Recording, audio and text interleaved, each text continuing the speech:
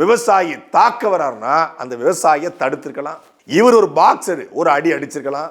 ஆனா அதை விட்டுட்டு துப்பாக்கி எடுத்து ஒரு முறை சுட்டாலே தவறு, 3 முறை 2 காலையும் சுட்டுருக்காரு. 4 குண்டு பாஞ்சிருக்கு, 4 ரவுண்ட் அடிச்சிருக்காரு. அதில் 1 வந்து விலகி தரையில் விழுந்தது, மீதி 3 குண்டு, ஒரு காலில் 2 குண்டு, இன்னொரு காலில் 1 குண்டு. 2 காலுமே இப்போ இந்த விவசாயிக்கு சரி வருமா, அந்த விவசாயி 2 காலுக்கும் வந்து இயங்குமா அப்படின்னு தெரியாது. இன்னைக்கு தீவிரமான சிகிச்சை நடந்து கொண்டிருக்கு, அறுவை சிகிச்சை நடந்துட்டு இருக்கு. இது சுட்டதுக்கு அப்புறம் இசக்கிராஜா தரப்பு அவர் மீது புகார் கொடுக்குறாங்க. இசக்கிராஜாவுக்கும் கை மண்டையில் அடிபட்டு ரத்தம் ஒழுக அவர் மருத்துவமனையில் ட்ரீட்மெண்ட் எடுத்துட்டு இருக்காரு. நம்மகிட்ட இருக்க கேள்வி என்னன்னா, காவல்துறை சொல்லுது அந்த மணிகண்டன் கஞ்சா போதையில் இருந்தாரு, கஞ்சா போதையில அவர் வந்து என்ன நடக்குதுன்னு தெரியாம காவல்துறை வந்து அடிக்க பாஞ்சிட்டாரு, எடுத்த உடனே கட்டையை தூக்கி தாக்கிட்டாரு அப்படின்றாங்க.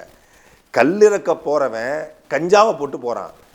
தமிழ்நாடு அரசு கல்லை தடை பண்ணிருக்கிறதுக்காக காவல்துறை நேர்மையாக நடந்து கொள்ளும் என்பதற்காக கல் இறக்கக்கூடிய அந்த இடத்துக்கு போய் ஆய்வு பண்றீங்க. அவன் கஞ்சா போதையில் இருந்தா சொல்றீங்களே, அப்ப அந்த கஞ்சா வியாபாரி ஏன் பிடிக்கல? கல் இறக்கக்கூடிய தொழிலாளருடைய காலில் சுடுறீங்க. தென்காசி மாவட்டம் முழுக்க, ஆலங்குளம் முழுக்க பல்வேறு கிராமங்களில், பல்வேறு நகர்பகுதியில் கஞ்சா விற்கப்படுத. அந்த கஞ்சா வியாபாரிகளை இது வரைக்கும் சுட்டுருக்கீங்களா? உங்க துப்பாக்கி அந்த கஞ்சா வியாபாரி பக்கம் திரும்புமா?